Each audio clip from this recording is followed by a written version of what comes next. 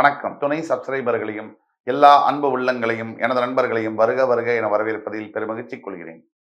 வக்கரதுண்ட மகாகாய சூரியகோடி சமப்பிரப அவிக்னம் குருமே தேவ சர்வகாரியேஷு சர்வதா. தென்னாட்டுடைய சிவனை போற்றி, என் நாட்டவர்க்கும் இறைவா போற்றி. அன்பர்களே, நண்பர்களே, இன்று ஒரு புத்தம்புதிய வீடியோவில் உங்கள் அத்துணை பேரையும் மகிழ்ச்சி கொள்கிறேன். இன்றைய தலைப்பு என்பது ரொம்ப வித்தியாசமான ஒரு தலைப்பை பற்றி நம்ம பேச போறோம். இப்ப நம்ம பேச போறது மகர ராசியை பற்றி. மகரம் எனக்கு பிடித்தமான ராசி. அந்த மகர ராசியில சனி திசை ஒருவருக்கு வருமானால் அந்த சனி திசையினால என்னென்னலாம் நடக்கக்கூடிய வாய்ப்புகள் இருக்கு, எந்தெந்த சினாரியோல, அதை பத்தி தான் நம்ம பேச போறோம். மகர ராசியில உத்ராடம், திருவோணம், அவிட்டம் 3 நட்சத்திரங்கள் வரும். அதாவது மகர ராசி எடுத்த வரைக்கும் சூரிய திசையில ஒருத்தர் பிறக்க முடியும். அவர் சூரிய திசையில பிறந்தார்னாக்க கிட்டத்தட்ட ஒரு 2 வருஷம் வரைக்கும் சூரிய திசை நடக்கக்கூடிய வாய்ப்புகள், இல்ல ஒரு 4 வருஷம் வரைக்கும் சூரிய திசை நடக்கக்கூடிய வாய்ப்புகள் இருக்கு. சூரிய திசை முடிஞ்சு அதுக்கப்புறம் சந்திர திசை ஒரு 10 வருஷம், ஒரு 14 வருஷம். சந்திர திசை முடிஞ்சு செவ்வாய் திசை ஒரு 7 வருஷம், ஒரு 20 வயசுக்கு முடிஞ்ச செவ்வாய் திசை முடிஞ்சிடும். அதுக்கு பிறகு ராகு மற்றும் குரு திசை என்பது 18, 16, 34 வருஷம், 54 வயசுக்கு அப்புறம் அவருக்கு சனி திசை என்பது வரும். அப்ப மகர ராசியில பிறந்த யாராக இருந்தாலும் சரி, ஒரு 55 வயசுக்கு அப்புறம் சனி திசையை தவிர்க்கவே முடியாது. அந்த சனி திசையானது அவர்களுக்கு என்ன செய்யும்? சனி திசை 50 வயசுக்கு மேல வருதே சார், 50 வயசுக்கு மேல சனி திசை வந்தா என்ன, வேற எந்த திசை வந்தா என்ன அப்படின்னு கேட்கலாம். ஆனா வாழ்க்கையில 50 வயசுக்கு அப்புறம் தான் நரேந்திர மோடிஜி வந்து குஜராத் சீஃப் மினிஸ்டரா போய் உட்கார்ந்தாரு டைரக்டா 51வது வயசுல. இன்றைக்கு உலகத்துடைய மிகப்பெரிய தலைவராகவும் இருக்காரு. யாருக்கு எப்போ எந்த யோகம் வரும் அப்படின்னு நம்மளால சொல்லவே முடியாது. அதை தவிர அப்துல் கலாம், பாரத ரத்னா டாக்டர் அப்துல் கலாம் அவர் எடுத்தீங்கன்னா கூட நிறைய வயதான பிறகுதான் அவருடைய பேரும் புகழும் பல மாஸ் கிரௌடு அவர் ஜனாதிபதி ஆனதுக்கு பிறகுதான் தெரிய ஆரம்பிச்சது.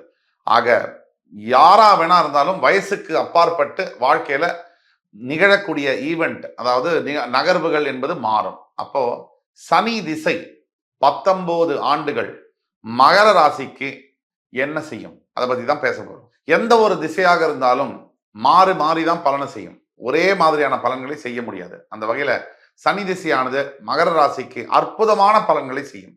எப்படி? மகர ராசி அன்பர்களுக்கு 10ஆம் பாவத்தில் சனி பகவான் துலாம் ராசியில் உச்சம் பெறும் பொழுது அற்புதமான பலன்களை செய்வார். இது ஒரு சினாரியோ. ராசிநாதன் சனி பகவான், அதாவது ஒரு 10ஆம் இடம் என்பது கர்மஸ்தானம். மகரம் காலபுருஷனுக்கு 10ஆம் இடம், மகரத்துடைய 10ஆம் இடம் துலாம், அங்க சனி உச்சம் பெறுவார், கர்மஸ்தானத்தில் உச்சம் பெறுவார். இப்படிதான் அந்த சீக்ரெட் அப்படின்னு சொல்லக்கூடியது இருக்கு. காலபுருஷன் மேஷராசியிலிருந்து 10ஆம் இடம் மகரம், அதற்கு 10ஆம் இடத்துல கர்மஸ்தானத்துக்கு அதிபதியான மகர ராசிக்கு அதிபதியான சனி பகவான் தன்னுடைய வீட்டுக்கு 10ஆம் இடம் கர்மஸ்தானத்துல போய் உச்சமாவார். இதுதான். அப்போ சனி பகவான் ஸ்தானத்துக்கு அதிபதி வந்து கர்மஸ்தானத்தில் துலாம் ராசியில் உச்சம் அடைஞ்சு உங்க சுய ஜாதகத்தில் இருப்பாரே ஆனால் அவர் உங்களுக்கு சனி திசையில அற்புதமான ராஜயோக பலன்களை செய்வார். முதல் படியாக மகர ராசியில் இருக்கக்கூடிய ரியல் எஸ்டேட்டு, அரசியல் துறை, மருத்துவம், டாக்டரா வேலை செய்யறவங்க, இல்ல விளையாட்டுத் துறையில் இருக்கக்கூடியவர்கள், விவசாயம் சார்ந்த தொழில்களில் இருக்கக்கூடிய அன்பர்கள், இப்படி பலதரப்பட்ட மக்கள் இருக்காங்க. இந்த பலதரப்பட்ட மக்கள்ல முக்கியமானது வியாபாரத்துல ஹோல்சேல் டீலர்ஷிப் செய்யக்கூடிய மகர ராசி அன்பர்களுக்கு பிரத்யேகமாக இந்த யோகம் என்பது வேலை செய்யும்.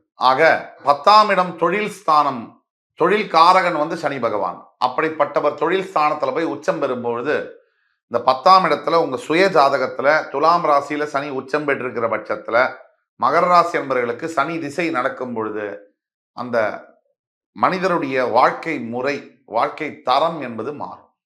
ஒரு எடுத்துக்காட்டுக்கு மிகப்பெரிய அளவுல வெற்றியை கொடுப்பார்.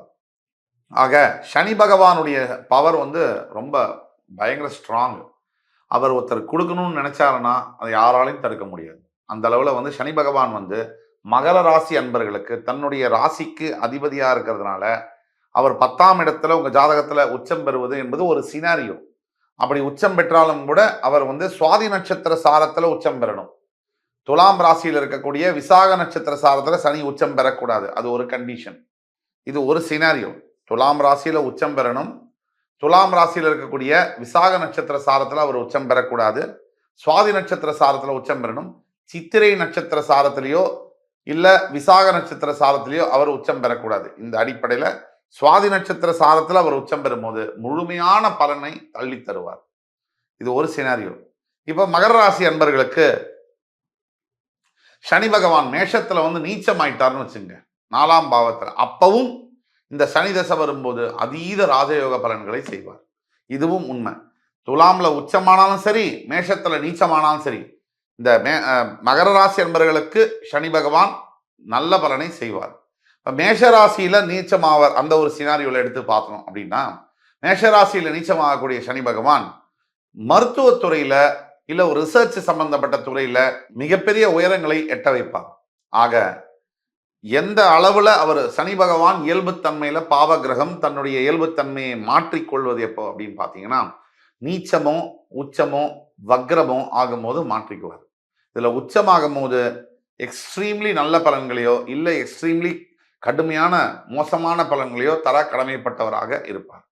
இப்ப சனி பகவான் மேஷராசியில சினாரியோ 2ல நீச்சம் மாறாரு. நீங்க மகர ராசி அப்படின்னா சனி தசை வரும்போது சொத்துக்கள் வந்து இம்மூவபிள் ப்ராப்பர்ட்டிஸை வந்து அடுக்கியே தீருவீங்க. பலதரப்பட்ட இடத்துல சொத்துக்கள் வாங்கக்கூடிய யோகம் வந்து கிடைக்கும். சமுதாயத்துல மதிப்பு, செல்வாக்கு, அந்தஸ்து இதெல்லாம் உங்களை தேடி வந்து சேரும் மகர ராசி அன்பர்களுக்கு. இப்போ சினாரியோ நம்பர் 3க்கு போகும். சினாரியோ 1ல துலாம்ல உச்சம் பெறுவார். சினாரியோ 2ல மேஷத்துல நீச்சம் பெறுவார். சினாரியோ 3ல சனி எங்க இருந்தா உங்களுக்கு யோகம், அதை பத்தி பார்ப்போம். சனி பகவான் உச்சமானாலும் சரி நீச்சமானாலும் சரி நல்ல பலன்கள் தருவார். வேற எந்த சினாரியோ 3ல எந்த இடத்துல இருந்தால் உங்கள் மகர ராசிக்கு சனி திசை வரும்பொழுது அருமையான பலனை செய்வார். ராசிக்கு 12ஆம் வீடு என்று சொல்லக்கூடிய தனுசு ராசியில உங்களுடைய ராசிநாதன் சனி பகவான் அமர்ந்தால் நீங்க இந்தியாவில் இருக்க முடியாது.